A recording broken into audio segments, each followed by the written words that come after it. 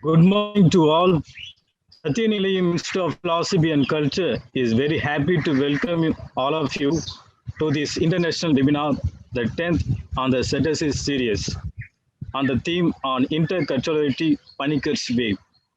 As we begin this seminar, let us seek divine providence in silence for a minute, praying that this virtual seminar may enlighten all of us and lead us to become seekers of truth.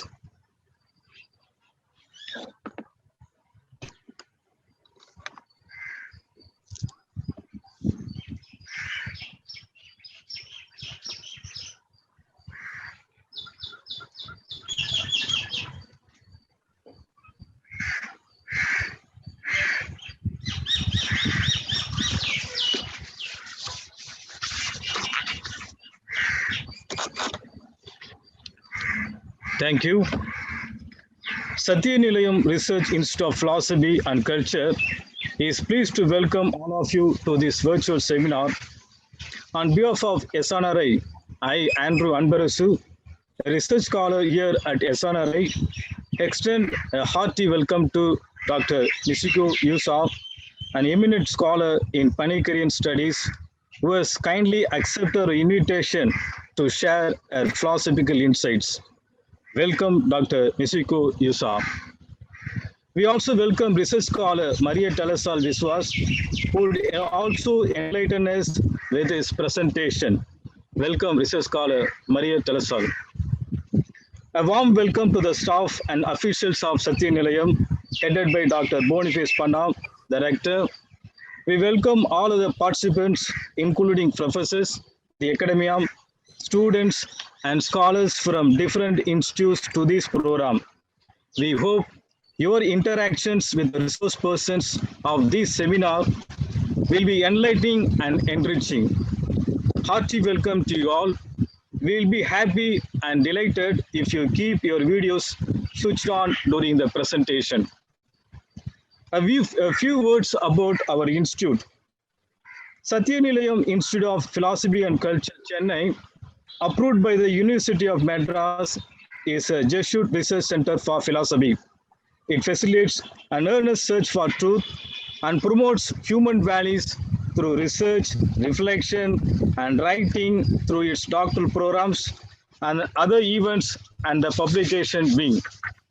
It also serves as a center for dialogue between the philosophical traditions of the East and the West. It encourages scholarly efforts to understand the earthly struggles of men and women and offer them possible ways and means for integral liberation. This institute brings out Satyanilayam Chennai Journal Intercultural Philosophy, a biannual journal. Philosophical seminars, discussions, and study circle are some of the events at SNRI. Despite the pandemic situation, the zeal for the search for truth has remained constant, though we have shifted to the virtual platform. One of this deep search has ended in today's seminar on Interculturality, Panikkars Way.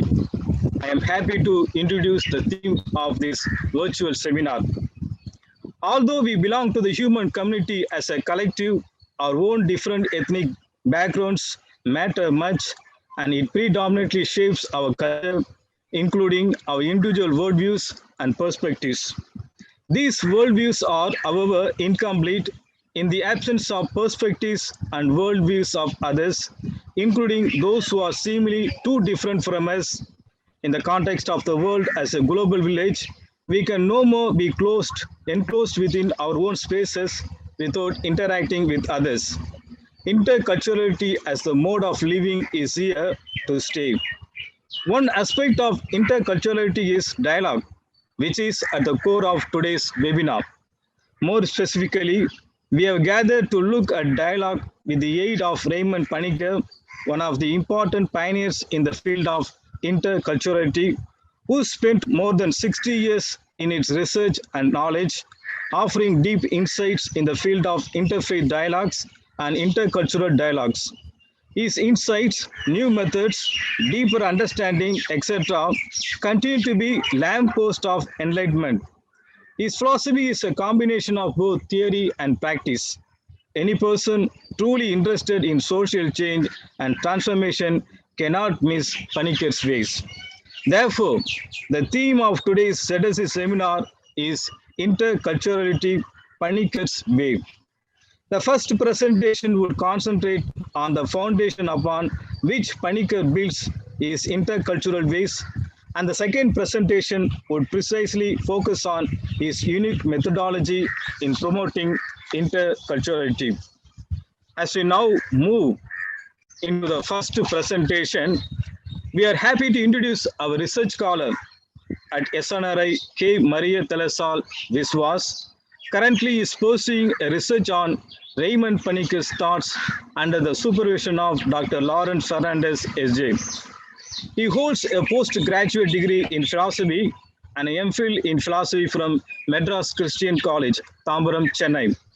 He also has a master's degree in Christian studies as well as in sociology from the University of Madras.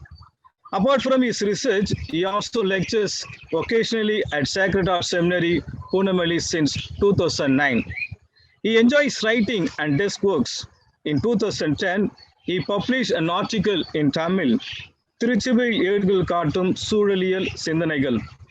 Recently, two of his published research papers, one in 2020 and another one 2021, Advaita, its understanding and implication under Panikkar's cosmotheantric vision, and understanding Advaita, a Panikkarian perspective for a cross-cultural journey, shed much light on Panikkar. He has presented a paper in a national webinar on the title Advaita, the underlying insight of Panikkar's cosmotheantric vision. He has actively participated in national and international webinars. I now invite K. Maria Delasal Viswas to present his findings on pluralism and intercultural endeavors. He will present his paper for 20 minutes, followed by discussions and interactions. Now may I invite K. Maria Delasal Viswas to present a paper on pluralism and intercultural endeavors. Thank you, Father Andrew, for such nice words and for introducing me. Dear friends, before I begin my presentation, on a special note, I would like to express my admiration for Dr. Michiko Yusa for her articulation of Panikkar's thoughts in her scholarly writings, which I had accessed for my research work. Her scholarly articles had enlightened me to understand Panikkar and his writings better and also in depth. Therefore, I'd like to thank Dr. Yusa for her contributions on Panikkar's thoughts. And today her presentation would add to that. Also, I would like to place my gratitude to my research guide, Father Lawrence Fernandez, for guiding me and going through my research paper, which I am going to present now. Thank you, dear Father. So with this, I would like to proceed with my presentation. Let me share my screen. The title of my presentation is Pluralism and Intercultural Endeavours from Panikkar's Perspective. The introduction. We are living in a globalized world. And in this present context of the globalized world, each culture is gaining the realization to interact with other culture due to the fact of cultural diversity. In such an interaction, there is an awareness that one's own is no better than the other and vice versa, and that there is an opportunity to learn from each other towards betterment. Moreover, there is also a general consensus that the truth claim of a particular culture cannot be pushed towards the point of absolutism. Therefore, intercultural endeavors are sought in many fields. For example, especially in the field of education, intercultural studies are encouraged these days, and it occupies a primary place in the intercultural endeavors. The intercultural exchange optimally takes place by a process of dialogue, but all the more, such an exchange cannot truly take place without acknowledging pluralism. If mutual sharing between various cultures is meant as interculturality, then a conviction on pluralism is inevitable. Pluralism is a standpoint shared by many, but Panikkar's understanding of it is radical than being understood generally. Hence, the objective of this paper is to emphasize that Panikkar's standpoint on pluralism opens a vision for intercultural and interreligious dialogue in a new perspective and with an altogether different awareness. Therefore, let us now see who is Panikkar. Panikkar as a radical pluralist. There are many who come under the school of pluralism, and Panikkar cannot be strictly categorized as belonging to such a school of thought, since he does not share a similar perspective of pluralism in a general sense, as held by those under the pluralistic school of thought. And this differentiates him from other pluralists for his radical approach in pluralism. Therefore, among the pluralist or post-pluralist circles, he is seen as a radical pluralist. To be specific, Francis Deza, a well-known Panikkarian scholar, characterizes Panikkar's position of pluralism as radical, and Paul Nitter qualifies him to be a maverick pluralist. The main reason for Panikkar's radical pluralist position is his cross-cultural experience, where he nurtured in European Christian and secular traditions, and also in Indian Hindu and Buddhist traditions, which had impelled him to overcome the third world experience of the colonialistic cultural monomorphizing tendency of the West, converging to one truth, one God, one religion, one church, one king, one empire, one science, one technology, one world economy, one world bank, one democracy, one development, one superpower, and one world market. An attitude towards monoculturalism is dangerous. We know it is an attitude of one particular culture dominating at the cost of suppressing other cultures. For the same reason, Panikkar had said, I quote, I am attempting to speak a language that will make sense for the follower of more than one philosophical tradition. A risky task, perhaps, but necessary if one is to do justice to cross-cultural investigation. Unquote. His standpoint of pluralism is not just a movement from inclusivism to pluralism in the religious circles. And if his position is understood that way, then it is only a limited understanding about him. His view of pluralism is much wider, transcending beyond the confines of religious garb, thereby widening to the whole of reality. Now, we should see what is considered by Panikkar as a barrier to understand this radical pluralism, the barrier of modern epistemology. According to Panikkar, modern epistemology is one of the most serious barriers for pluralism. There is a flaw that underlies the popularly attempted intercultural and interreligious dialogue in holding on to the modern epistemology. Besides the commonly held pluralistic framework, the modern epistemology assumes that all human beings, in spite of their different cultures and diverse religions, share common, if not identical, elements based on reason or rationality. Based on this assumption, it is considered that this common epistemology can be the basis for intercultural and interreligious dialogue, which would eventually lead to a universal agreement in interreligious dialogue, comparative religion, and comparative religious ethics. We need to understand that it is a logos-centered approach. Logos-centered approach, which misses another important dimension of awareness, which Panikkar points out as mythos. Therefore, we need to understand what is the connection between mythos and logos. For Panikkar, we as humans not only possess the rational consciousness, that is logos, but also the mythical awareness, that is mythos. Both are inseparable and work in tandem.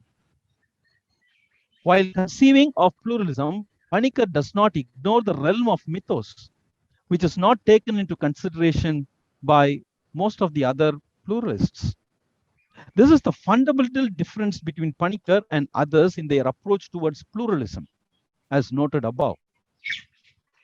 In further understanding this, a clarification is first needed about what is meant by mythos or myth according to Panikkar. In simple terms, it means the background. Panikkar uses the word horizon to denote it. It is the horizon of intelligibility. To understand it by way of a metaphor, it is like the light which we do not look at directly, but in its provision, we see the other things. Actually, at the first instance, the light is invisible, so to say. Not invisible in the literal sense, but invisible because we intentionally do not look for its visibility, but we seek its need to look at other things. Similarly, the myth is also invisible, but in its horizon, we perceive and understand other things. Myth is the background. We do not question, nor we feel the need to question. It is the ultimate horizon against which all our reflexive, immediate, spontaneous states of consciousness are situated.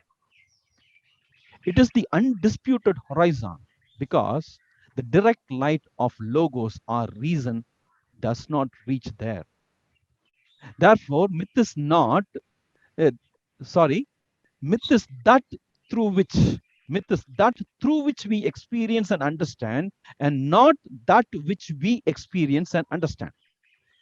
I repeat, myth is that through which we experience and understand, and not that which we experience and understand. It is what we take for granted, our unquestioned presuppositions and unreflective convictions. It is the ground upon which all our cultural elements take shape, whether it is the way we think or how we behave. For ages, myth takes transmission from generation to generation and interwoven with human consciousness. Due to its philosophical polyvalence, according to Panikkar, myth is invaluable in the meeting of cultures and the cross-fertilization that can result from it. Therefore, the mythical awareness we possess along with the logos, the rational consciousness, cannot be ignored. Having known about mythos, it is also pertinent to make a note on what is logos. By logos, we mean the rationale employed in the activity of the human intellect, which helps in the analysis of that which passes our experience. Mythos is like the background, and logos is like the foreground. The foreground is not intelligible without the background, and the background remains blank and ineffective without the foreground. And hence, both complement each other. These two are different but interconnected form of consciousness, due to which nothing is objectifiable. And again, because of this non-objectifiable status, there cannot be any claim towards absolutism. Therefore, inevitably, this leads to the acknowledgement of pluralism in its radical form according to Panikkar. Having known certain background to launch into the understanding of pluralism, now I enter into elaborating on the Panikkar's view of pluralism. Primarily, Panikkar clarifies a point in order to differentiate his radical position of pluralism with the pluralism generally understood. Pluralism is not plurality. Plurality would mean multiplicity, the existence of many and respectively with a difference. Plurality cannot be reduced to a single system of unity, which means, for example, the plurality of religions cannot be brought under one single religion. In contrast to plurality, pluralism not only affirms the existence of many and its respective differences, but most importantly, the inseparability and interconnectedness among these many, to the extent that an understanding about one is impossible without the other, because others are an essential part of oneself, an integral part of oneself. In short, plurality means the assertion or affirmation of differences, whereas pluralism means discerning the essential connection between the differences and, more importantly, recognizing and acknowledging one's own contingency or insufficiency. Being a polysemic word, primarily what needs to be understood about pluralism is that from Panikkar's perspective, it is an attitude, a fundamental human attitude. It should neither be approached as an ideology nor as a philosophical system, but as an attitude. It is a fundamental human attitude that reality could not be reduced to a single center of intelligibility. It is an attitude that opposes the tendency to side with a particular human system with universality, universal validity. Fundamentally, this attitude resides subconsciously in us, so much so it could not be grasped on logical grounds. It is far more than a cognitive attitude. It is an attitude that acknowledges the existence of varied perspectives, that takes the form of a culture, religion, ideology, conviction, belief, etc. Most importantly, it is an attitude which admits that these perspectives could not be incompatible on rational grounds due to their polarity against each other, but in themselves are inseparable with the other. This attitude runs in the background of a really pluralistic situation only when we are confronted with mutually exclusive and respectively contradictory ultimate systems. This background is important because Panikkar emphasizes that pluralism is unthinkable in a circumstance where there are no mutually exclusive and respectively contradictory ultimate systems. In order to make this point understandable to a certain extent, Panikkar speaks through the metaphor of the window. Let me explain this metaphor. Panikkar says, we all see through our own windows. If the window is so transparent, we even forget that we are seeing through the window as if we are directly in front of the scene or a sight. This window is the myth we possess, through which we see other things. This myth is the horizon of intelligibility. As I have a window, the other also has a window through which things are looked at. Pluralism as an attitude simply admits the existence of other windows like the window I have. Pluralism acknowledges that each one sees through their own respective windows and does not claim to see through all the windows or to control all of them. Each one describes their respective sceneries as they see through their own respective windows. The description of the sceneries need not be alike, and still we may even contest the alleged correctness of the visions through other windows. Each of these descriptions are not disconnected from the other for the simple reason that those descriptions are about the same scene. Only in the exchange of these visions, there could be a better and broadened picture of the scene where I become aware about the missing aspect of my own vision of the scene. Therefore, pluralism takes seriously the existence of these windows as factual, which offers a vision of the scene. Also, the description that emanates from it cannot be devalued, wherein the description of the vision from a particular window finds its real value or the truth of it only in the presence of the descriptions emerging from other windows, which are also factual. However, those descriptions may appear contrary or contradictory. In other words, pluralism takes our factual situation as real and affirms that in the actual polarities of our human existence, we find our real being. It deeply points to the truth that in order to be oneself, it is impossible to be without the other because others are an integral part of oneself. This basic understanding about pluralism qualifies Panikkars pluralism as a radical. Delasal, you have 5 minutes.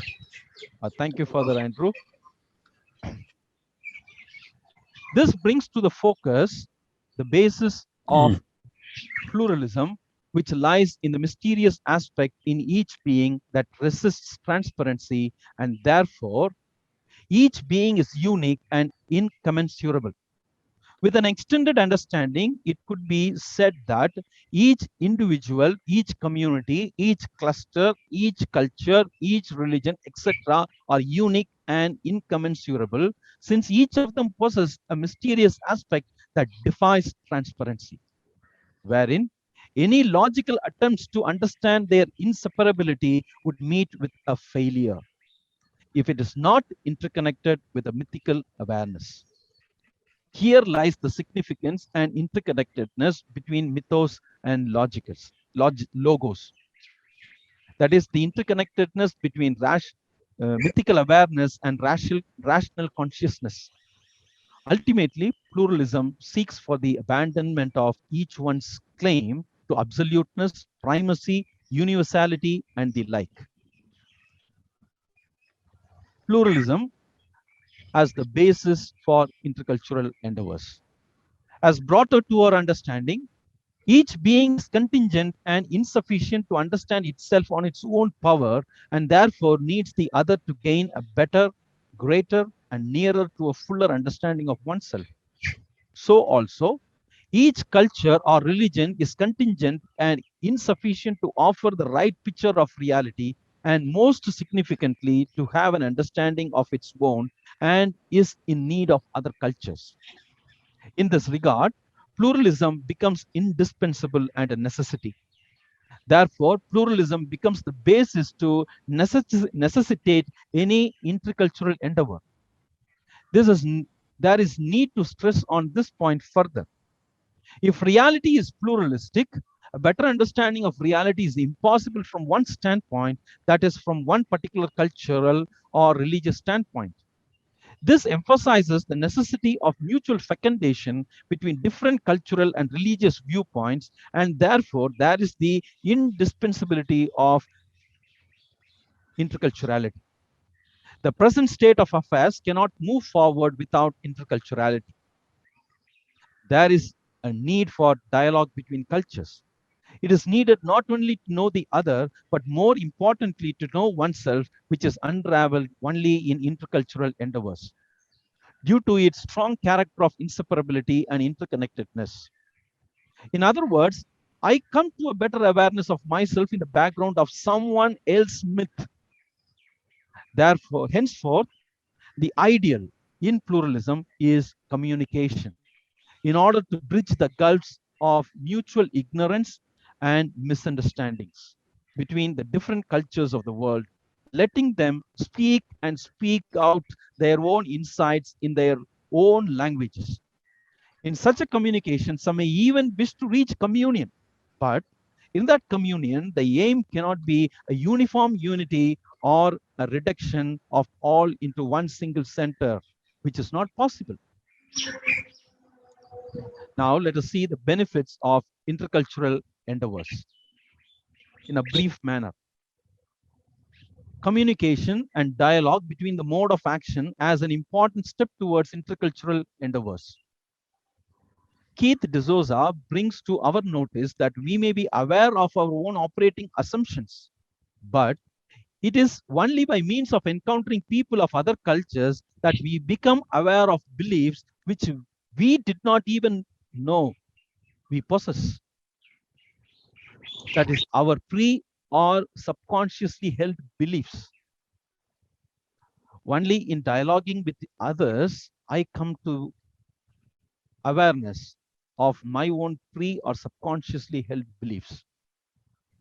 In this manner, intercultural endeavors further enables the discovery of the contours of one's own self-identity and that of one's community.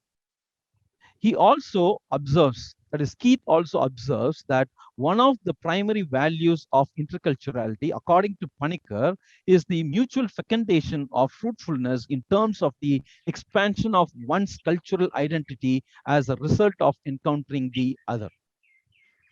Even at the realm of the natural sciences, we increasingly live in a world of interdependency in which the different sciences recognize how they can mutually benefit from other areas of specialization, resulting in newer disciplines such as biochemistry, biophysics, biotechnology, artificial intelligence, and others. If this mutual fecundation takes place at the level of natural sciences, it is not difficult to see its benefit at the level of the social or human sciences. Needless to say, then about the benefits of the same in the area of humanities, of the arts, of religion, and of culture in general. Father Andrew, Yeah, 2 minutes. shall I skip to the conclusion? Yeah, yes, please. Okay. Friends, I am actually skipping a portion due to lack of time.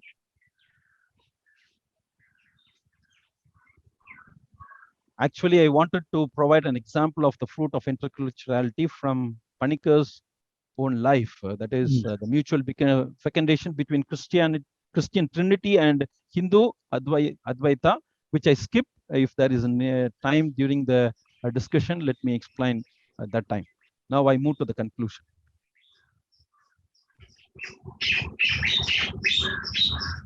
Conclusion. The interdependency of human beings has broadly led to the awareness of interdependency between culture and religious traditions. Such interdependent efforts between cultures forces the acceptance of pluralism in a radical manner as the basis. Significantly, Panikkar places a radical pluralism, which exposes that not only there are differences existent, but importantly, they are linked, they are interconnected, they are inseparable. Therefore, pluralism is neither an undifferentiated embrace of each and every difference, nor a splitting up of all beings into diverse and unrelated things.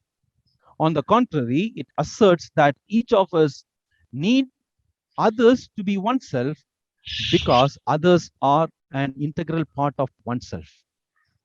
Similarly, a cultural or religious understanding on its own is incomplete without the intercultural endeavor. The attitude of pluralism is a necessity for each of us to recognize the other as part of our own being. In conclusion, as Keith D'Souza suggests, this understanding of pluralism from Panikkar's perspective may be applied not only to the realms of culture and religion, but also to subcultural disciplines such as science, theology, philosophy, history, art, etc., because occupying a part in the broader intercultural endeavors, it would widen the upcoming intercultural studies. Thank you.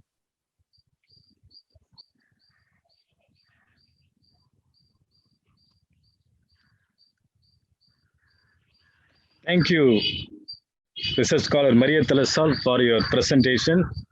Now the floor is open for discussions and interactions.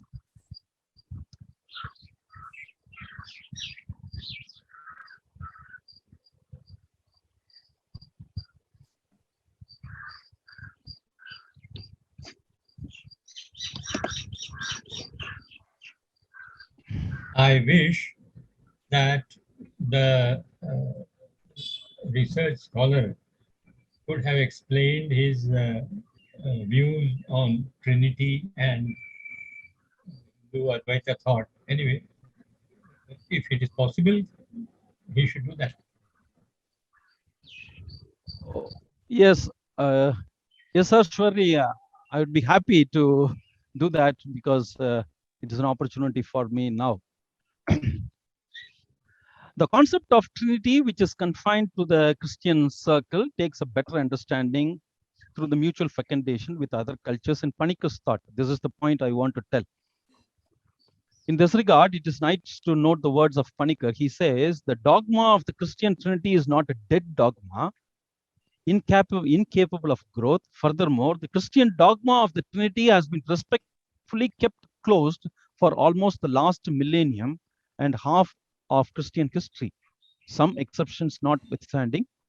It may be all the best for Christians to receive some input, stimuli, and provocations from an intercultural approach, which is the cultural imperative of our times. This is what he says. Now, for our simple understanding, considering the wider audience here, the Christian doctrine of the Trinity is about the unity of Father, the Son, and the Holy Spirit as three persons in one Godhead. To put it very simply, Panikkar tries to reflect on the dogma of Trinity through the mutual fecundation of the concept of Advaita from the Hindu tradition, which made him to conclude that both are alternatives. However, with their own respective contours. How this mutual fecundation takes place. Before that, we need to understand what Panikkar means by Advaita.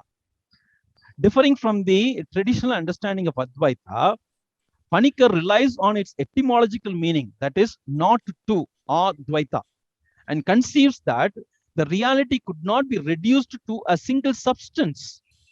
Whereas in the traditional understanding of Advaita, it is reduced to a single substance of Brahman, whereas the other realities we perceive are superimpositions about that Brahman.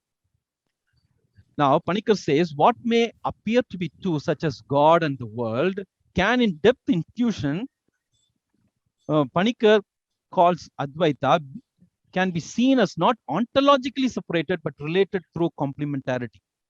The Advaitic intuition sees primordially the relationship that makes the two, which means they are not two due to their interrelatedness, due to their inseparability. Panikkar imbibes the relation between the three persons, the Father, Son, and the Spirit in the Trinitarian Godhead with the Advaitic intuition. As a fruit of this mutual fecundation, he says, the main insight of the doctrine of the Trinity is simple. Ultimately, reality is neither one being or anything real, with the three modes, nor three substances or three beings within a single abstract oneness. The Trinity is pure relationship, and here lies the great challenge and the profound transformation. Now, by piercing his Advaitic insight into the Trinitarian mystery, Panikkar transcends the traditional understanding of this mystery. As I am exposing on this mystery as an example only for intercultural endeavors, to cut the need for broader elaboration into shorter, I would like to mention only about the central point on this. Panikkar reflects that the Spirit is the communion between the Father and the Son. The Spirit is the immanent to Father and Son jointly. Moreover, the Spirit is the principle of relation, for he states that the Spirit is the we, inasmuch as it gathers all of us, who are mostly he, they, into the integrated communion of that perfect reality. He also notes that the latent dualism of Father and Son is overcome by means of the Spirit. There is a dualistic perspective even within the Christian monotheistic framework between the Father and the Son, which is overcome through this mutual fecundation. This offers an organic view of the Christian Trinity, which implies giving a pivotal position to the Father becomes unthinkable. This version of the Trinitarian dogma may be disputed by the Christians, but what is made aware in this version is the holistic and non-dualistic sense in the Trinitarian Godhead. Thank you.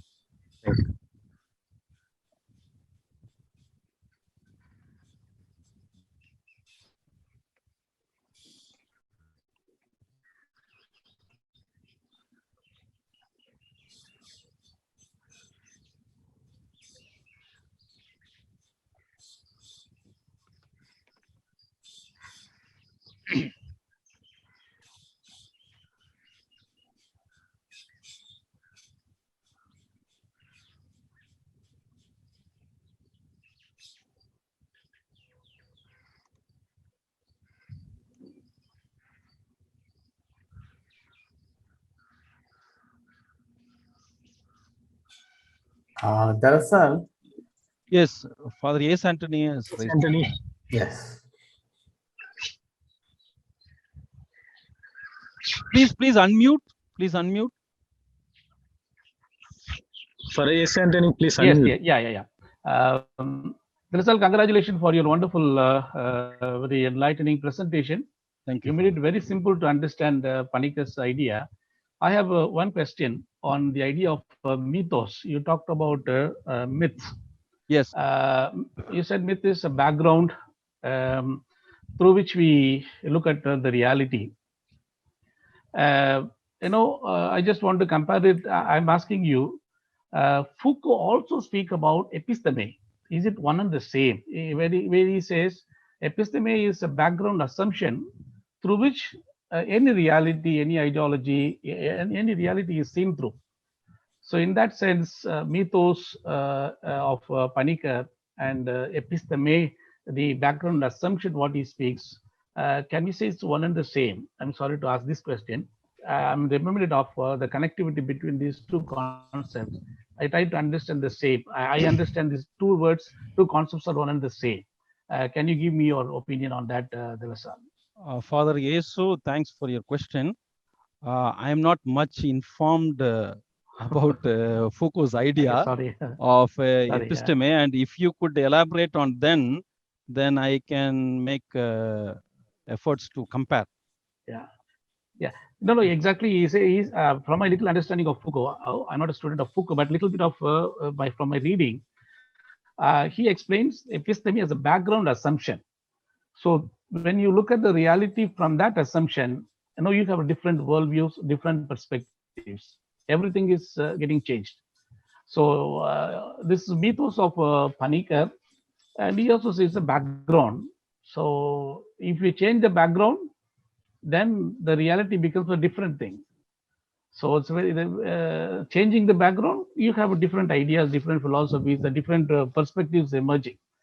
So when you assert or when you insist on absolutistic understanding of one reality or one background or one assumption, one episteme or horizon, what Panikkar says, then it is absolutism, and you deny the multiple identities. So Yes. that's what he explained.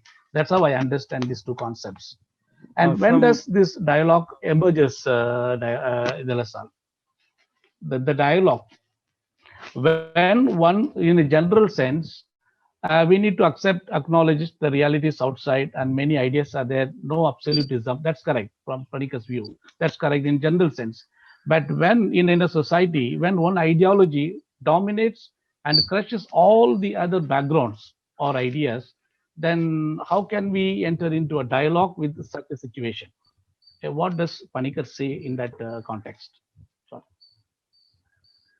That's why to respond to the second part of your intervention, that's why Panikkar says that we should not confine ourselves to the rational consciousness, which is very dominant in us, whereas we need to get into the mythical awareness.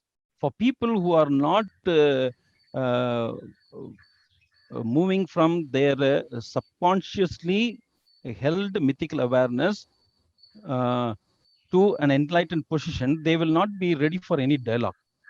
And we cannot do anything about it. That's why he is again and again insisting on this myth, this mythos, which is very much forgotten due to the modern epistemology, the hegemony of modern epistemology. It has blinded it. It has put a screen. It has closed. That is the problem. When we become aware of this myth that is operating behind, then we will be ready for dialogue. Otherwise, we will never be ready for dialogue. And coming to the previous question about this episteme, I think Foucault is emerging from a Western culture, and his operating framework mostly operates on rational basis, I think, and therefore what he speaks of episteme cannot be compared with what Panikkar speaks as myth. I feel, and therefore there is a need for more exploration into this comparison.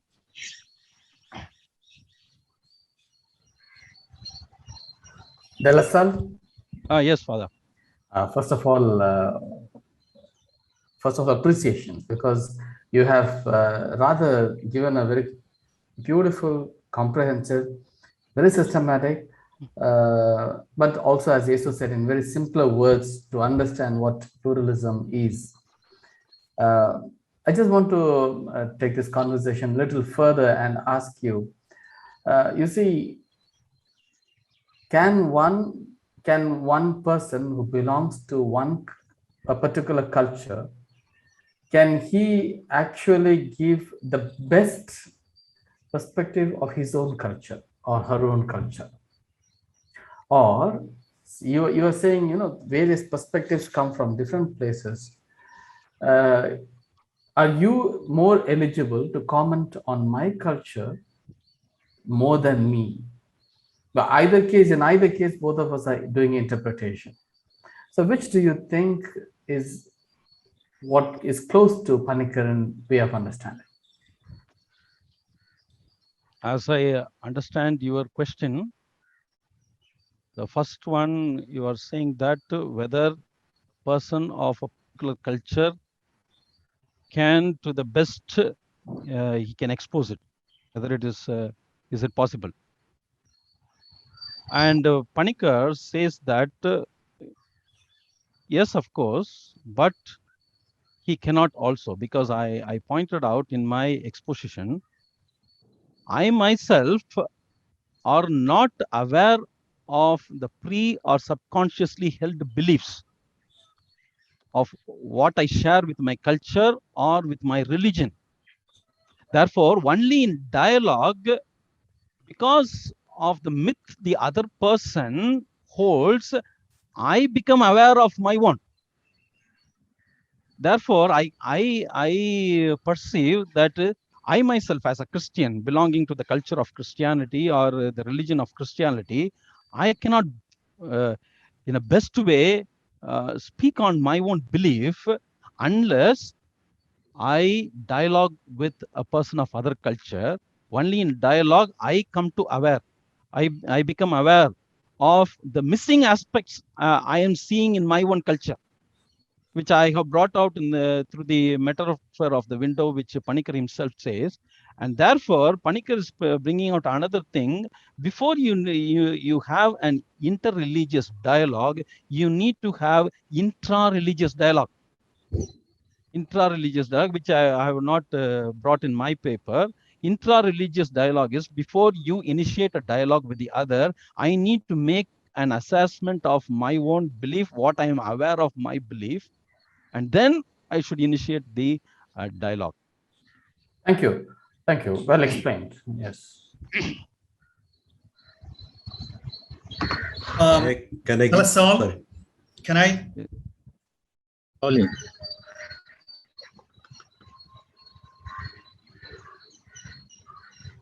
Yes. Yes, Father Stalin? Yes, Delasal, congratulations. It's a beautiful presentation, systematic. You started with absolutism and monoculturalism, then the need for pluralism because of the awareness of differences. And you brought in a Panikkarian view of logos and mythos, and you explained also systematically. Somehow, what is missing, I thought, was this logos and mythos needed more explanation for a a new reader with regard to Panikkarian philosophy. You also say mythos means mythical awareness. We understand the reality with the background, the horizon of intelligibility. This is little hard expressions which could be made a little more simple. Really, has it got anything to do with myths? Myths are created by human beings. Has anything got to do with that? I didn't get that connection. I understood mythos and your explanation, the horizon of intelligibility or the background for understanding the reality. But still, that mythos could have been a little more explained. That's what I expect. Thank you. Okay, thanks for Stalin for your question. As I understood what is meant by mythos, I have exposed in my paper. But with a little comparison, I can still further speak on this, I feel. Now, taking into the idea of John Locke's tabula rasa, he says that every human being who comes into the world comes with a tabula rasa, a clean slate, and only after his birth, new things are coming into his mind. I'm not very sure whether I'm doing a right comparison here, but I'm only attempting to respond to your question. Now, to understand this myth, if I have rightly understood, I have not come with a blank mind. My mind is not tabula rasa when I am born. The myth is transmitted from generation to generation, which I mentioned in my paper, which, because of the dominance of my rational consciousness, that is dormant. And it is not brought to the foreground. Because in the foreground, the rational consciousness is predominant. Whereas it is in the background. It is subconsciously in me. And that is the background. Only by dialoguing what all is inside me that has been transmitted from the previous generations come to the foreground. And when it comes more and more and more, then I try to understand the other culture also, the other religion, the other's perspective, which is not possible with rational arguments, logical consciousness. So this is how I understand as myth. It is already there in me. It need not be a particular belief. It can be the belief of so many cultures also already inside me, which is not coming to the foreground. Thank you, Delasal. My problem was just to understanding the etymology or the meaning of the word mythos. Why he is using that word mythos? Has it got anything to do with myths?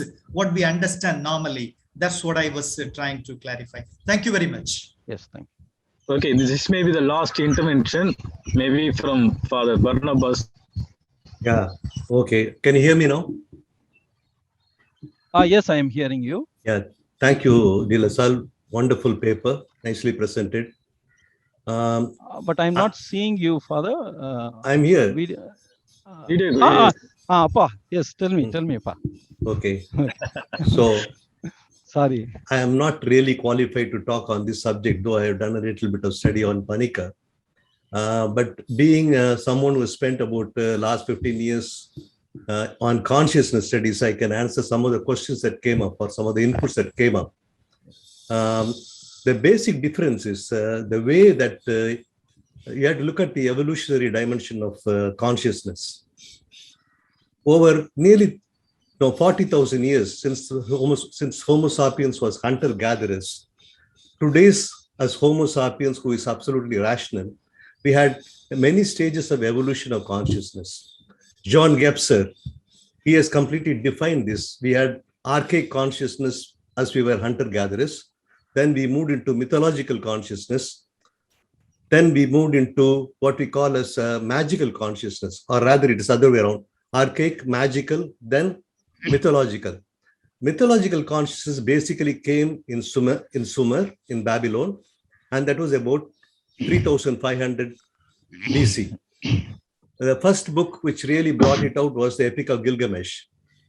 Now, with all that background, the evolutionary dimension is what is very important in what Delasal presented, because to understand, because mostly this background, which is there in every human being. But today we are entering from the rational consciousness, we are entering into what we call as, Ken Wilber calls it, integral consciousness and super integral consciousness, which is also told by other people who are doing a lot of research on consciousness today. But it's very difficult today to go into this particular aspect of, pluralism, because only 0.00001% of the whole world population is in integral consciousness today. So it's very difficult for us to understand the common element. For example, every culture has got like genes in evolutionary, biological evolution. You have what we call memes in cultural evolution. These memes, identifying these memes is very difficult for us, except for a few people like Panikkar was able to understand this one. So it is a difficult proposition. It's a very theoretical proposition right now, because as you said, there is so much of dominance by rational thinking, as well as by people who are sort of using it for their own private agenda, what happens in the political system. So to bring it to common understanding would be difficult, but I think this is a seed which has been sown already. Quite a lot of people in the world are waking up, and we are trying to find out how best we can understand this interconnectivity. And one of the best thing is science. As somebody who has been fortunate enough to be in electronics and quantum physics and all that, I can tell you today, quantum physics, if you know, it completely proves that nothing is separated. What we call as entanglement. From the Big Bang, every particle is entangled, so are we. So this understanding is very difficult unless everybody comes to some sort of a better understanding of what we are. So this is what I wanted to just give us an input today. So I hope I have been useful in this comment. Thank you. So this will conclude our interaction with research scholar Maria Delasal.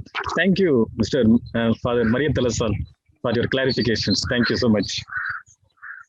Now we have Father Lindsay Lobo, SJ, our SNRI coordinator, for some announcements. Welcome, Father Lindsay Lobo. Yeah.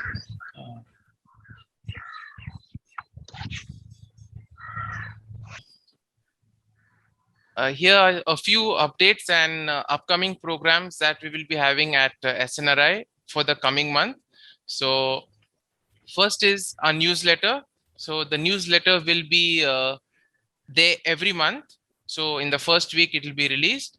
And so we will have the news and the updates, all that is happening from the SNRI Research Institute. And also we request you that if you want to be part of the mailing list, then you could send us a WhatsApp message on this following number. And then you'll be getting regular updates as in whatever events or whatever conferences or whatever new publications that take place at SNRI. Next, last time for when we had the Zetesis, we had officially inaugurated the triple competitions. And now I would also like to once again remind or announce that the registrations have already begun and are open. So you can go to our website and register. And if you have any trouble regarding the registration or any queries regarding the process, you can contact us on the email ID snrioff@gmail.com. And we will then guide you through the other procedures that you need to follow. And also for more details regarding the rules, regarding the regulations and all the other criteria, you can visit our website for more details. Next is something that is new that we want to introduce this year, and it is called the YR. So now the YR is something that we want to encourage young minds to reason out, because as we see in today's world, we tend to go with the flow. Sometimes we don't reason out, we don't think about what is happening. And so basically, YR is all about taking a particular issue and asking questions, reasoning out, and finally at the end, trying to reach some kind of a conclusion or some possible alternatives as to how we can approach a particular issue. So the next session of YR will be held on the 13th of September at 6 p.m. and the theme will be delusional freedom. So we look forward to you to join this YR as well. Next, as already announced earlier, is the Imprimis, that is the Young Scholar Research Forum. And the next session of Imprimis will be on the 9th of September at 6 p.m. So those interested could send us a mail at snrioff@gmail.com, and thus you could register for the same. For more details, you can also visit the website for more clarity on this particular initiative. And for more information, you can contact us either by email, either you can visit our website, or these are the contact numbers by which you can contact us either on WhatsApp or by phone. Thank you very much. Thank you, Father Lindsay Lobo, for updating us the events of our institute, SNRI. Before we go for the next paper presentation, may I invite all of you to be present on video for photo session. Please be present on video for photo session.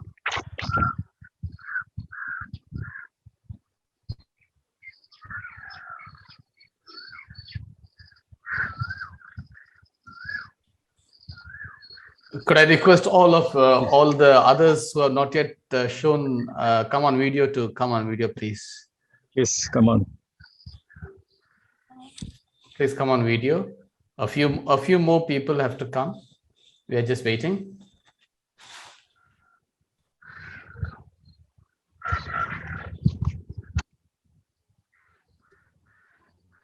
Thank you. Thank you.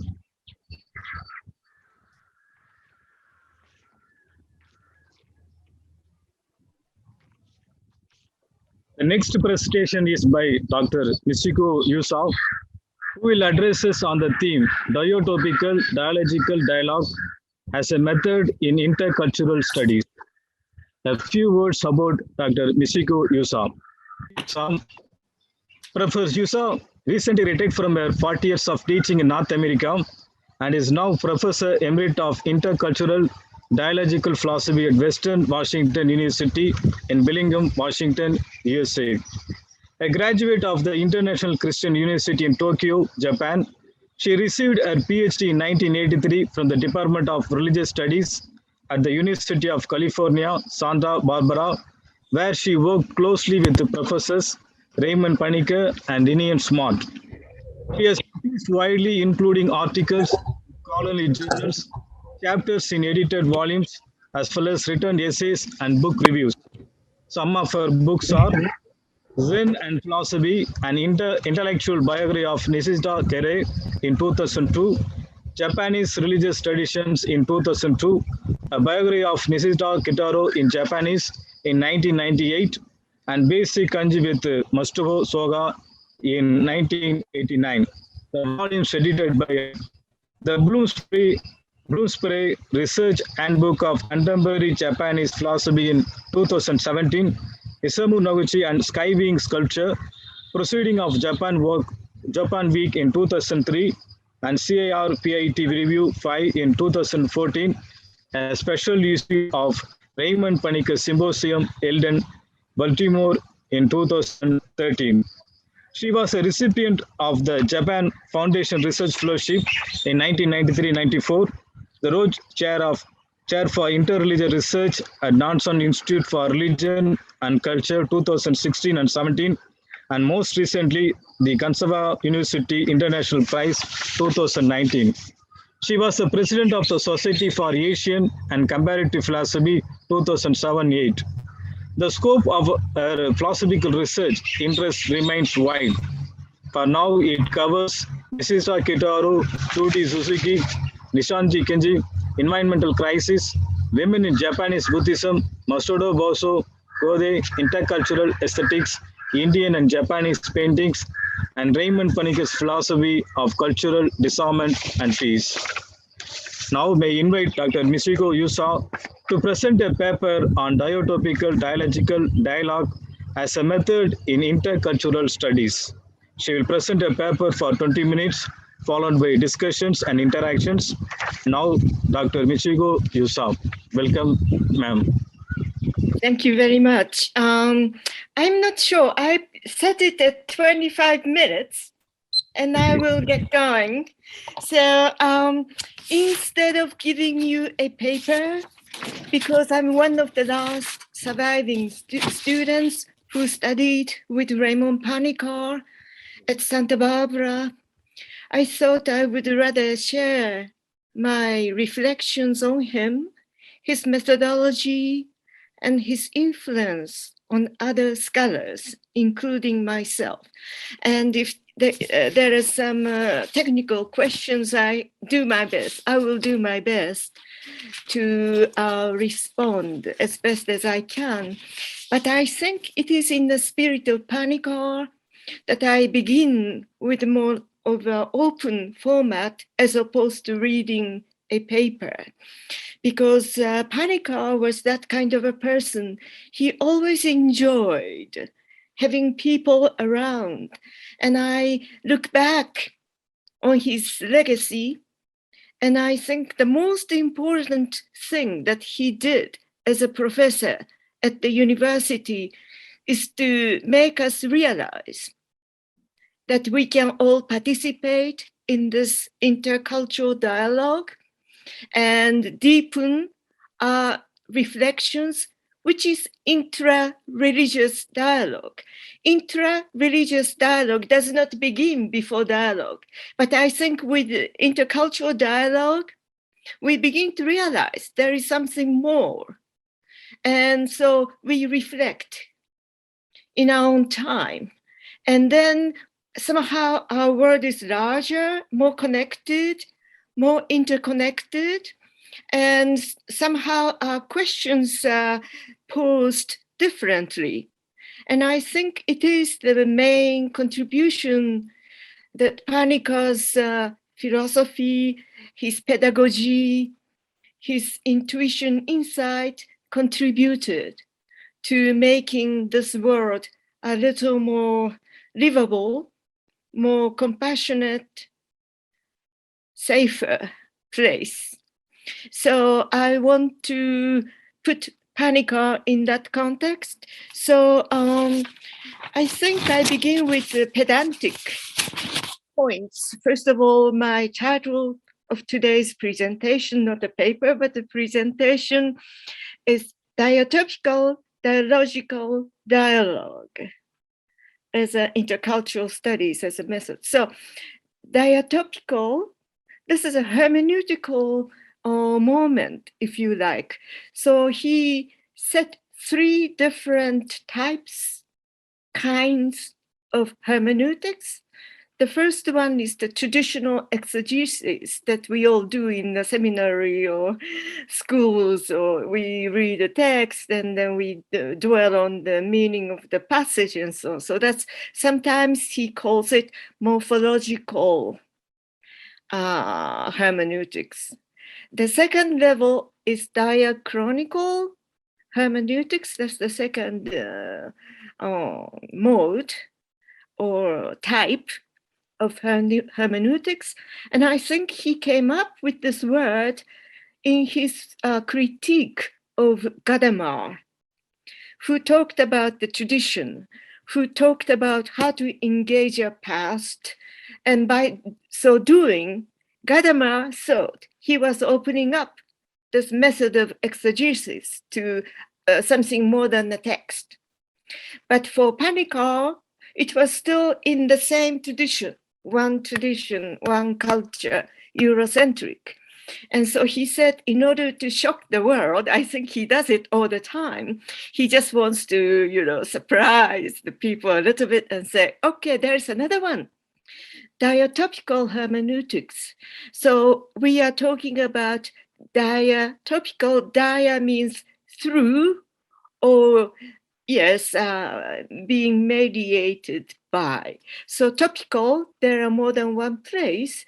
And here I am, I'm about 11:30 at night here because of the time difference. And thank you so much for rearranging the time to suit my time as well as your time. And I see all of you in a very nice summer cold. I guess you want to be cool. Here I am, I'm getting cold.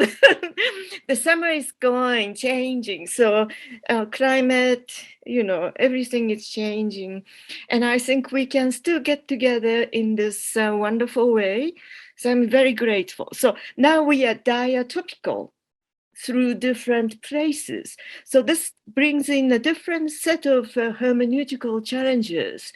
So that's what Panikkar wanted to do. And as far as I see, I always think of Raimundo Panikkar vis-a-vis other Japanese thinkers and other thinkers I'm reading. So climate or environment is a big factor in Japanese philosophy. One philosopher called Watsuji, he actually wrote a book called Fudo. Climate is translated into English, it doesn't do. But the idea is that our climate, our environment, natural, cultural, historical, social, all the environments define who we are. In other words, we are not tabula rasa. We are already conditioned by our environment. And I think by a tradition, and that we don't know that we are conditioned. I think that's what he means by mythos. But by entering into dialogue with other cultures, other people like you, other traditions, listening to the birds singing in your garden, I'm already transported to something else. And I wanted to show my little Ganesha. In case I hit a stumbling block, he's going to help me.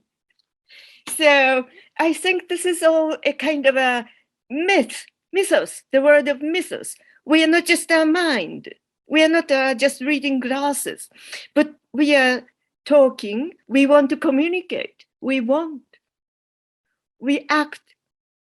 We are not just thinking being. We do things. We speak in order so that my words may be understood.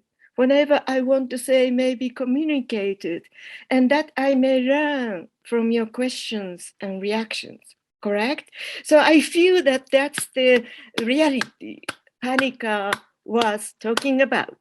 So we often, in academia, we often circumvent that reality, and we end up being caught in terms and languages and technicalities.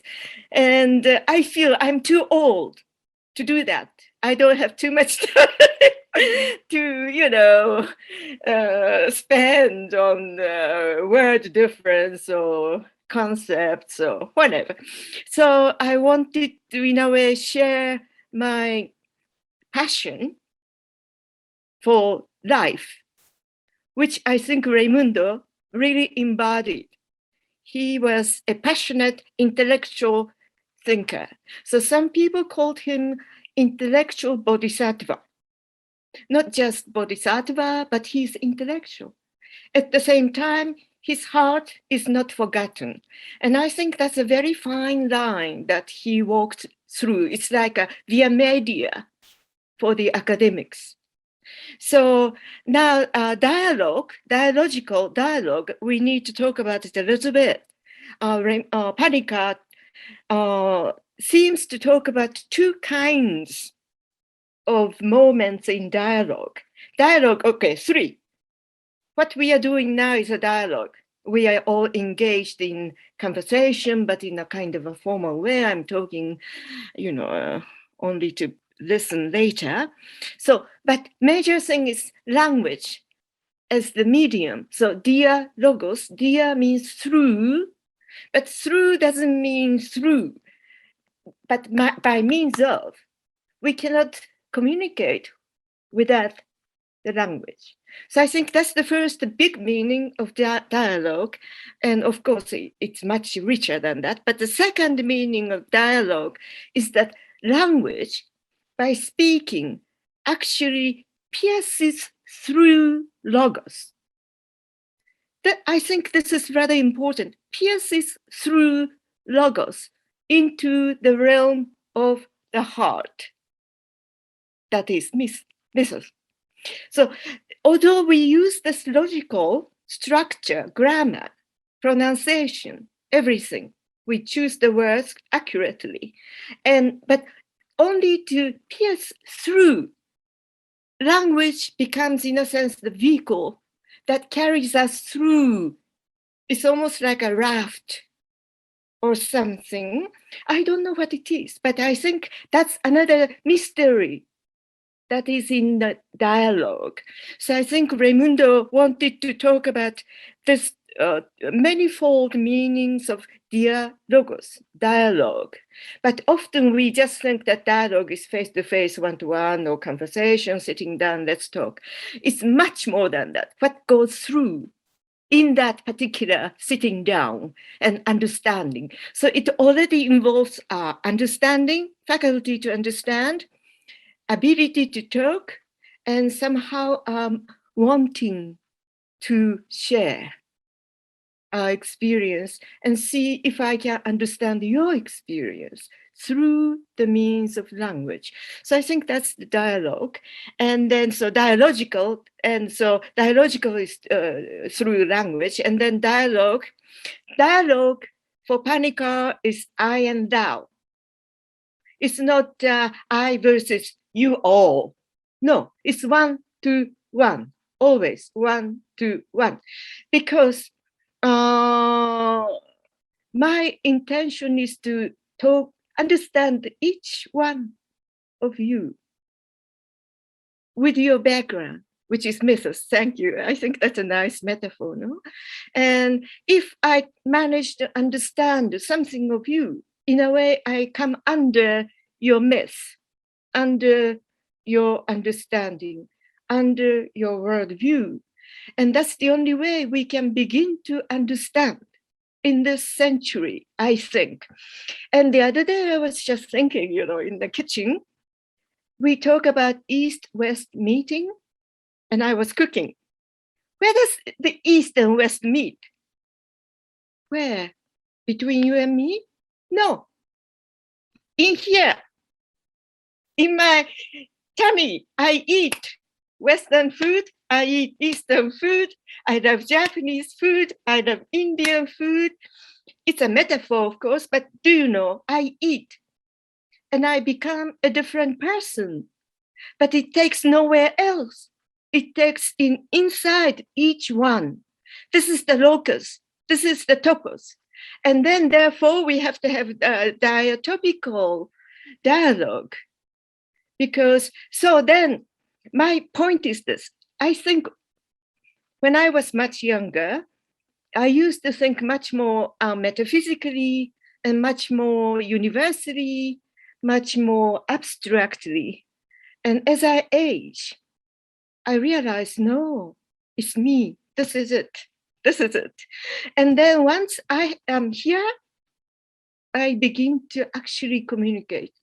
And that's one thing Raimundo Panikkar taught me in one of the seminars. I was fresh from Japan. My English wasn't that good at that time, but I wrote a little essay just for impromptu for the seminar members. And I said to Panikkar, I have something I want to say. And he was very happy that finally I want to say something. So I begin to say things according to what I think. And then at some point, I lost my track. I lost the thread of thinking. And then I began to go into universality or the, nonsense, no? And then Raimundo said, look, I don't understand you anymore. Because he was following me out of all the difficulties until I actually followed my thinking. And when I lost it, he lost it too. So it seems to me those are things that he taught me, that each one of us is valid. So long as we can with the help of aid of language, express our thinking in a certain way, we are understood and we can be understood. But when we lose it, we'd better be honest. So that's another thing, that's just the anecdote.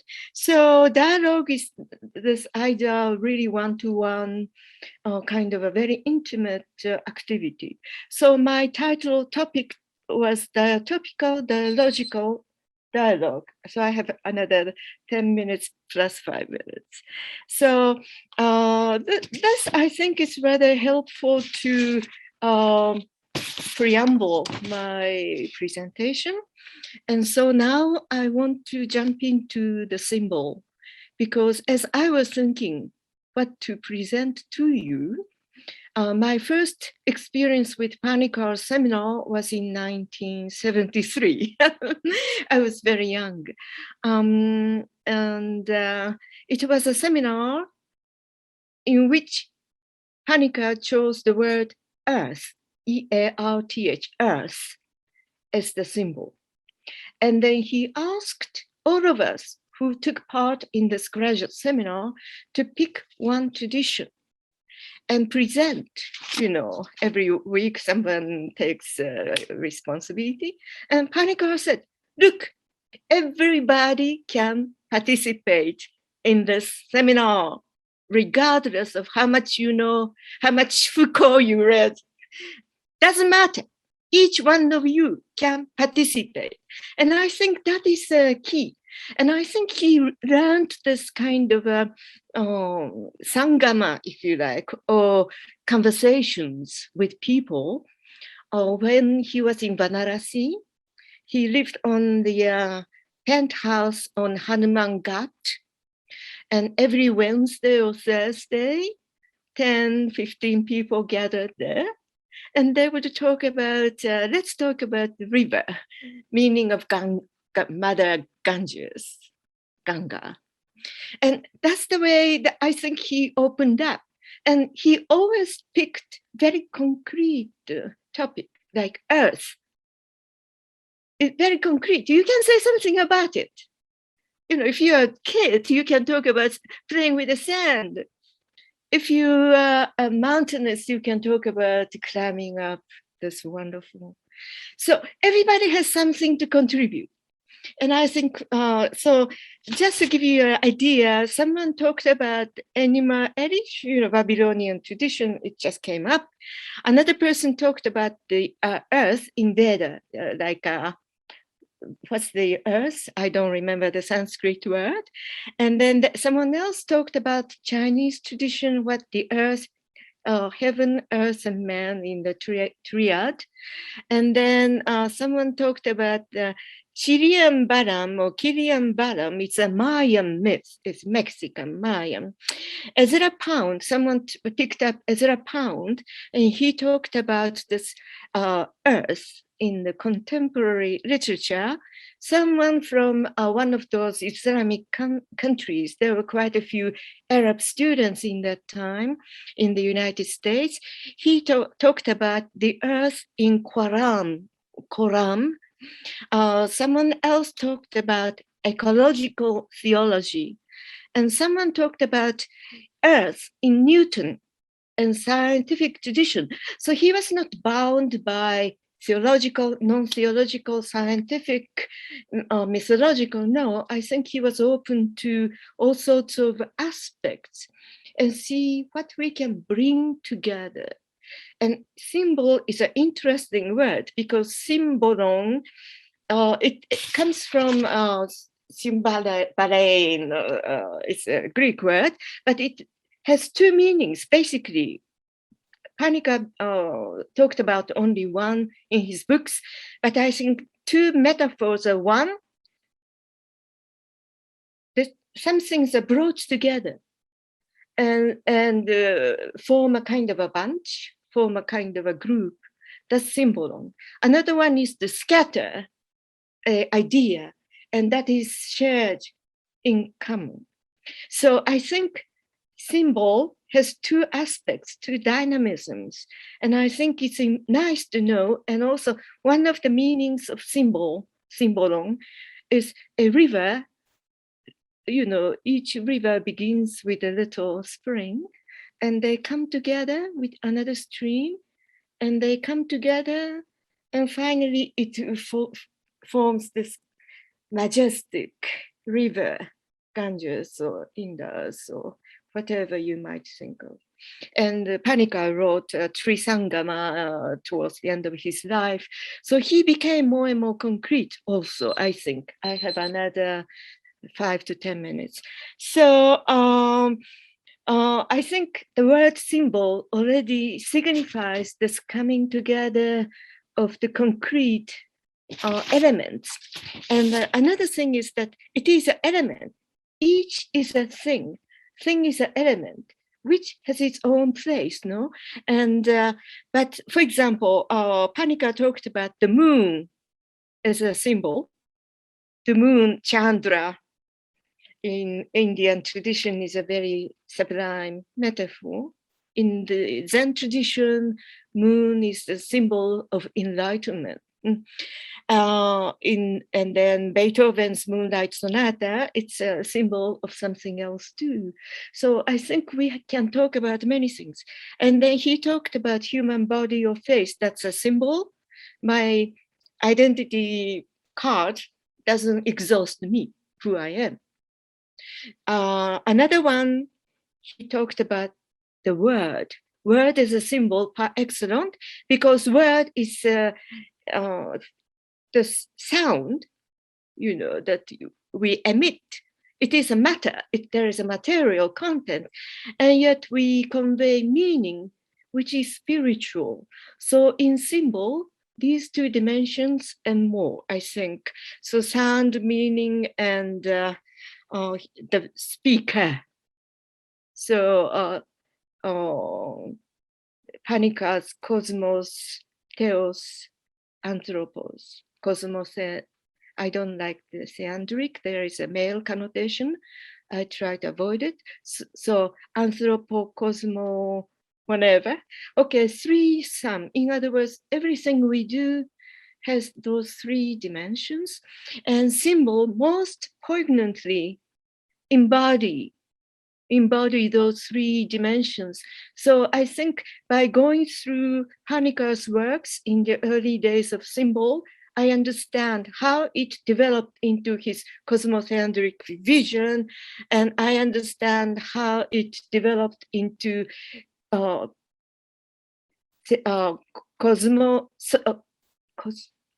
ecosophy, ecology, symbol. All these things have wisdom of its own. Ecosophy, not ecology, logia, ecosophy.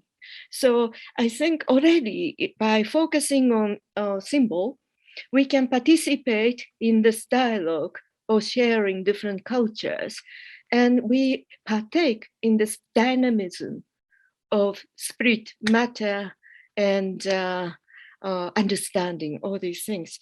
So I think there is a kind of a underlining cosmology that Panikkar didn't talk about. And I think this is Panikkar's myth in a way. One is that a being expresses itself. Every being expresses itself. That is Panikkar's presupposition. That is a starting point. Nothing is silent. Everything expresses itself. And I can see the tree behind. It's expressing itself. And so according to what it is, so this is like ontophagy, the appearance, emergence, manifestation of being. And this is a cosmology. I think Panikkar embraced. And I think it comes from Vedantin tradition and also Aristotelian. Whatever we know falls within our intelligibility into our senses, and therefore we can talk about it. So I think there are some presupposition or assumptions already. And a thing is not a substance but reality itself. You know, we always make a noun. If we call Ganesha a Ganesha, it becomes a noun. But what Ganesha does for each one of us is not a noun. It's an activity. It's a salvation for some people. So it seems to me that a thing, by talking about the thing, we talk about reality itself and its manifestation. So by doing so, we can go beyond this substantial language. And I think it's rather important. And for that reason, symbol as reality itself. I gave myself 25 minutes. Over. So, You can take two I have more minutes. You two have more minutes. Okay. So I think it was Raimundo Panikkar's intuition, I think, to talk about symbol. Where did he get this idea? By gathering people together and in his attempt to understand. And this is my take on today's presentation. All the difficult books and the terminologies and the dissertations or whatever he wrote only after praxis. Theory always followed praxis. For him, praxis preceded. And somehow life, this dynamism, this enthusiasm, this life was for him prior. So that's why his writings can be a little confusing. And but I think we learn a lot. And if we apply this to this very confusing world, COVID world, during which time many people, many bodies washed up on the banks of Ganges, sacred river. What we do to sacred river, we can do lots of things. And now Afghanistan government, one government fell, the other one came in, and all these things. And I think we are not separate from all these activities. And we are, in a sense, feeling the sense of urgency.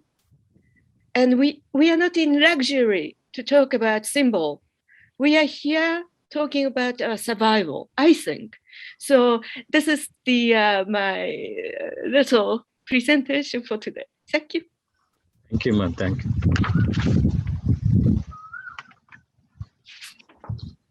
Thank you, ma'am. Indeed, we are very privileged to have you. You are the student of Raymond Panikkar for our seminar. Thank you for enlightening all of us with your presentation. And now the floor is open, and we over to the participants for discussions and interactions.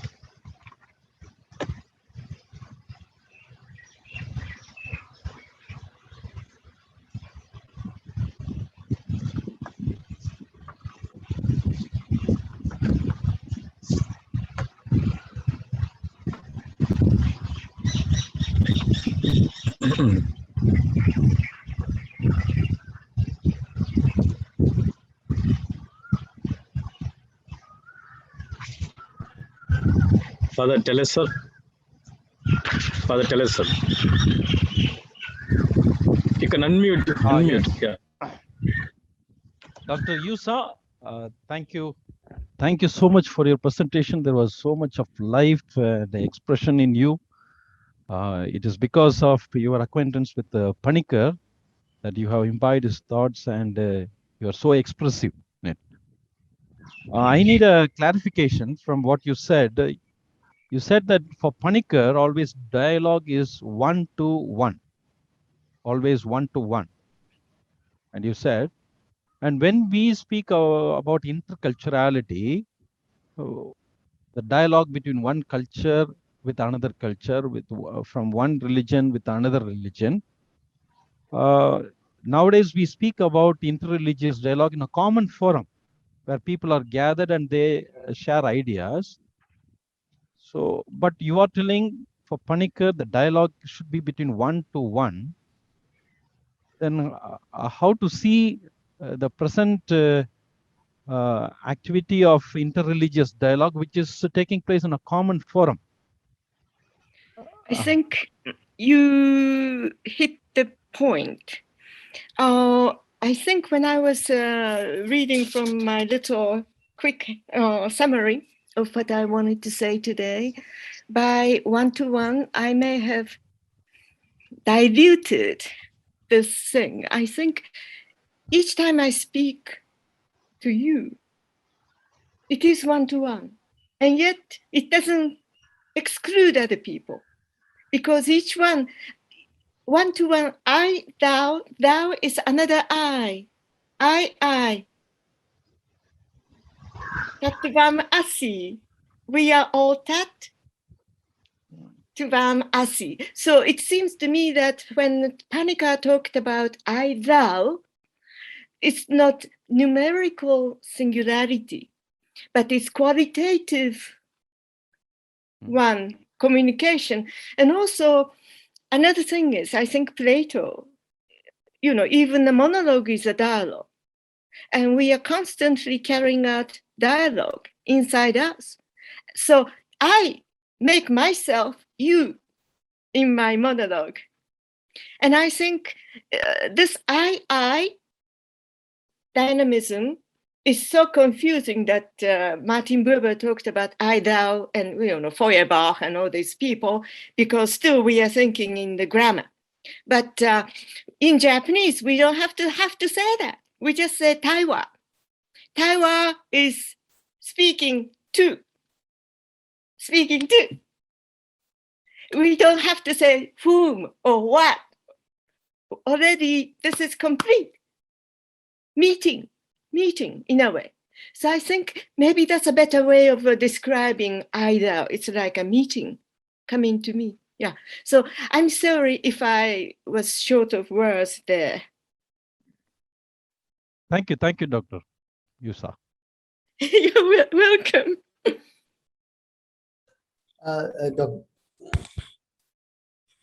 Yes. Yeah, Dr. Yusa, it was wonderful that you're talking to us. It was a great feeling.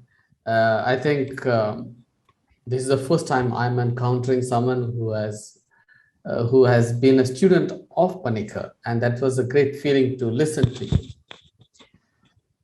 What I understood when you were talking is we have to go beyond rationality, yes, and praxis precedes thinking. Life is very important. But I'm still struggling to understand, and maybe you could help me at this point. What is this mythos that the previous speaker, our scholar Delasal, also spoke? So how do we understand this mythos? Because everything seems to be originating from reason, or may not. But I just want to get your take on it, your way of explaining that. Thank you. I think it's very important. Mythos cannot be spoken by itself, but always in partnership with logos. Logos, mythos. It's almost like, to me, like mythos is like a food that gives energy to logos. And without mythos, whatever we speak will be cut and dried and not interesting. Just language. Language cannot speak by itself. I mean, if you're a mathematician, maybe.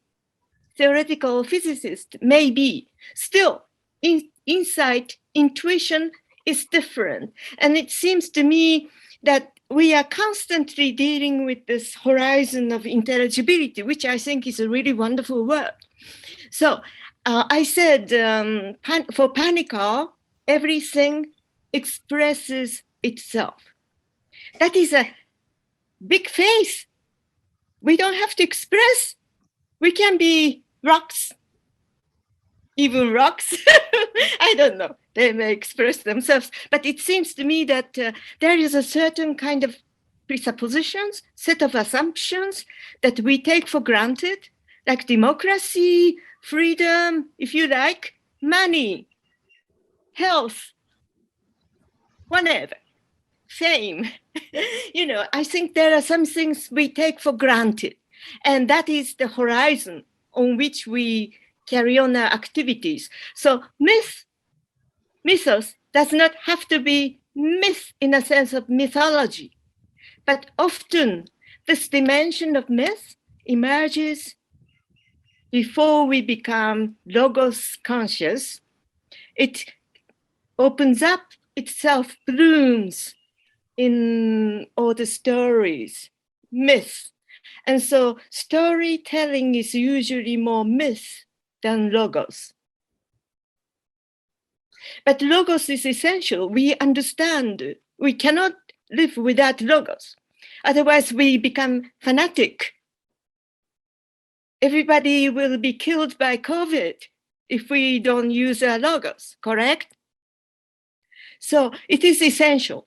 But without the mythos aspect, logos becomes thinner and thinner. It gets emaciated and it dies.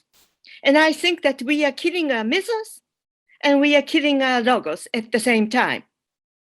There is a robust working together of a reason, and I would say it's almost like a feeling, loving, that warm something that we cannot even identify ourselves, but we are living. It is like a mother that gives energy. Yes, Dr. Yusa, I do see that there is a certain energizing element on both the sides.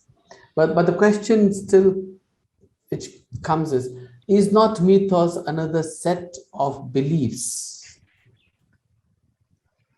Is it not it's just a set of belief statements, belief system?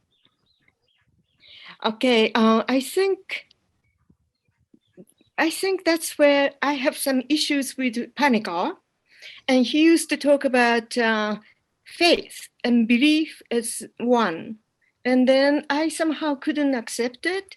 And I think we got into some discussions. And later, I think he came to distinguish like Aristotelian or Socratic doxa, opinion, and conviction, and truth, and so on. So, but in mythos, I think it's beyond, okay, we believe in it, but we don't know that we believe in it. When we say, I believe in, that's no longer mythos. So in other words, we will never know what we believe in, can we? Yes. Or we can know to a certain extent what we believe. So is it another word just for becoming conscious of what we have thought early? No.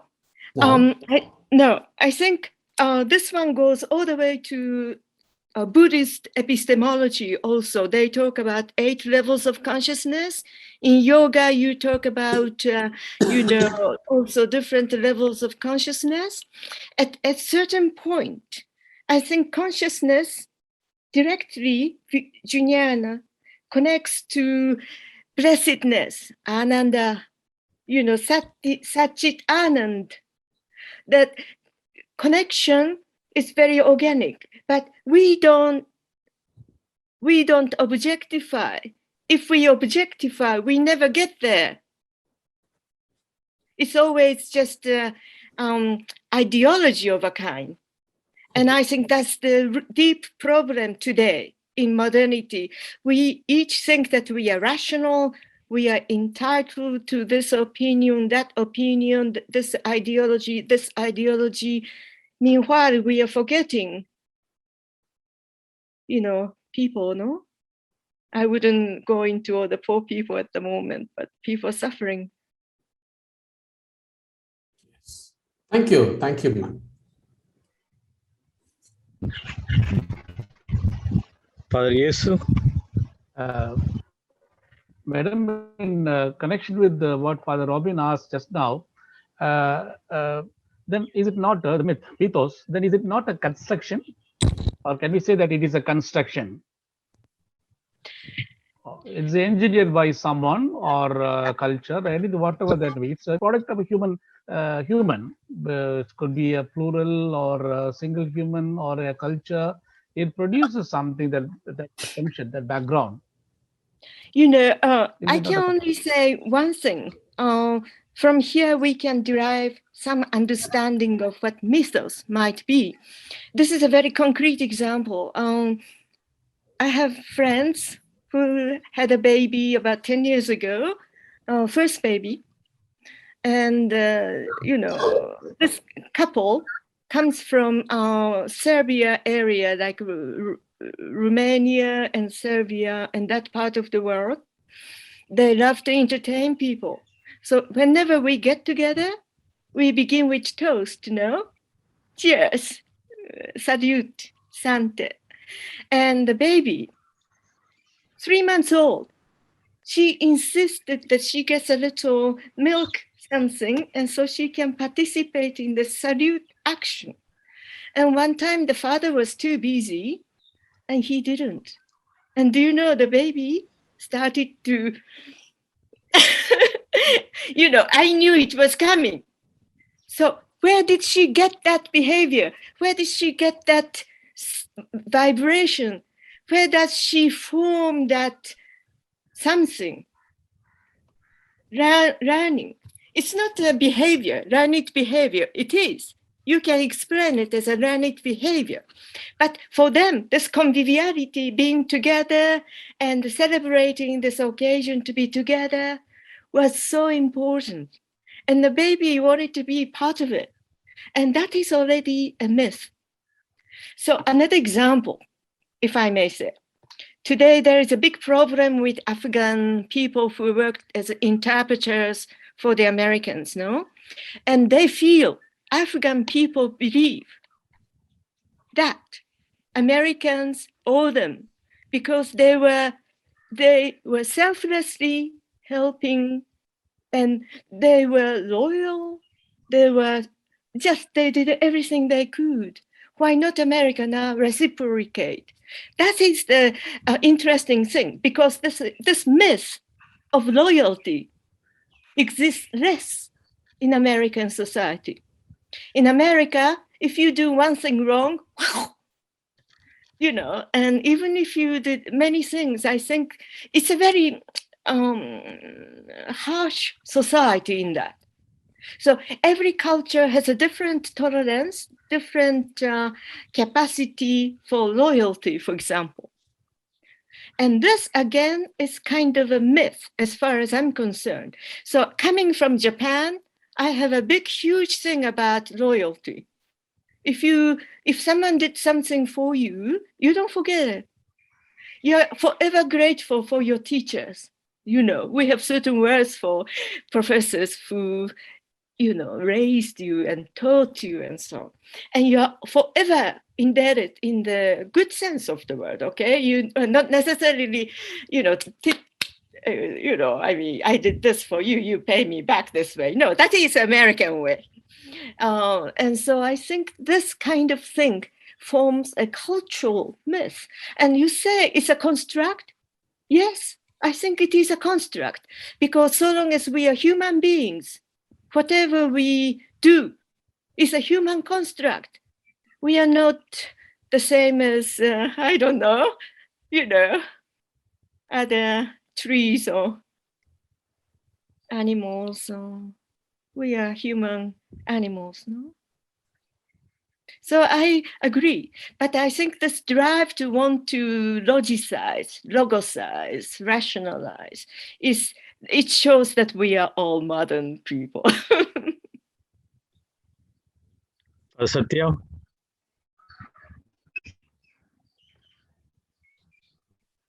Hello, Dr. Yusa. Yes. Yeah, it was wonderful listening to you. And SNRI is giving us the opportunity to listen to such an eminent scholar. I just would like to have a general question.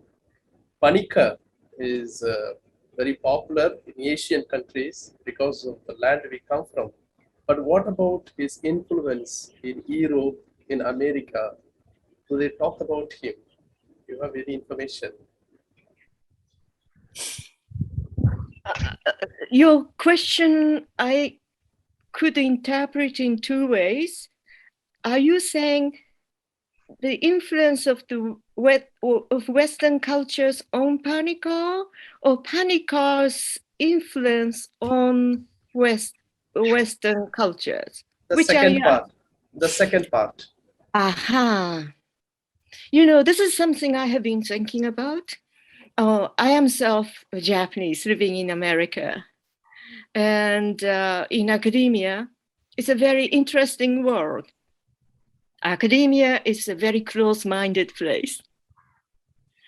And if you're a little different from the mainstream, it's very difficult to penetrate into mainstream. And I think Panikkar always knew deep down that he was more European than American. And some of his colleagues found him too flamboyant.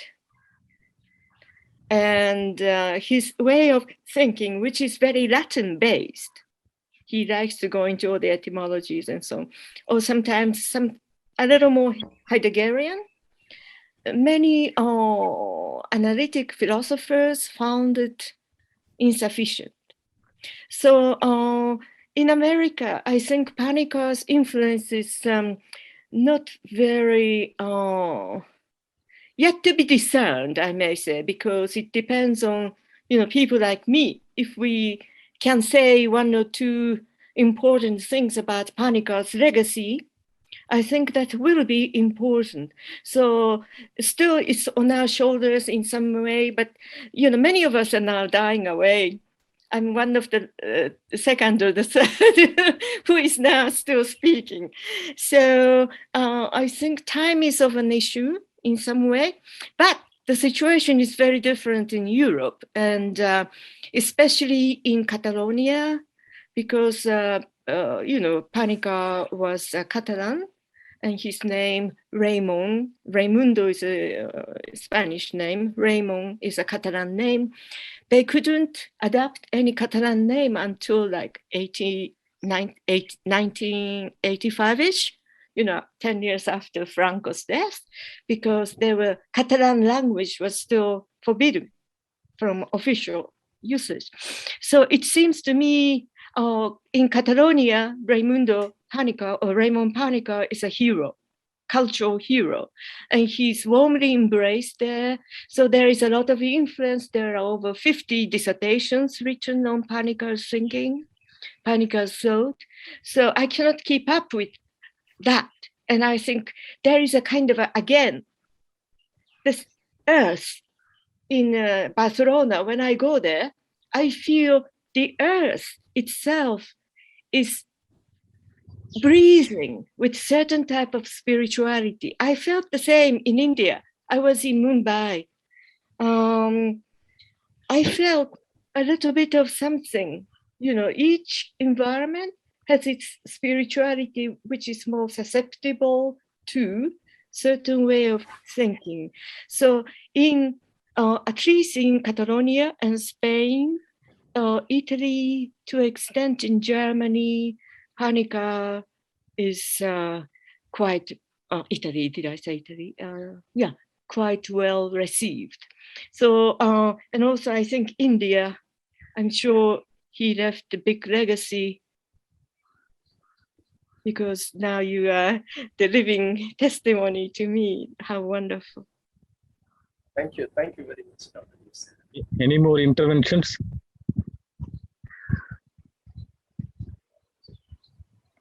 Anyway, maybe conclude our interaction with Dr. Michiko Yusa.